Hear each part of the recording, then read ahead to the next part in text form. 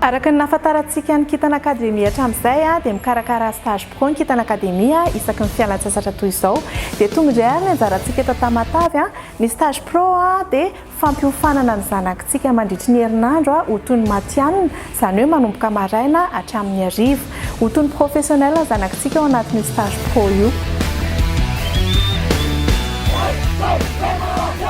Dia toy ireto manaraka ireto fandaharam-potoana amin'izany ny alatsinainy 20 aogositra hatramin'ny zoma 5 aogositra ao amin'ny stade barika 5 manomboka amin'ny 7 maraina hatramin'ny 4 hariva isan'andro.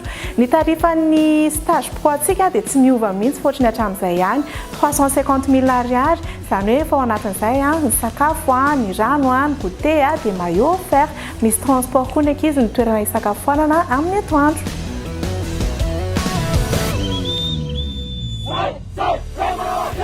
Ho antsika eto Tamatave izay te handray anjara ao anatin'io stage pro io dia toy izao ny fisoratana anarana. Afaka miantso ny 034 26 299 66 ianao na manoratra ao anatin'ny page Kintana Football Academy. Voajonjena ny toerana vavoafetra. Ok, bye bye.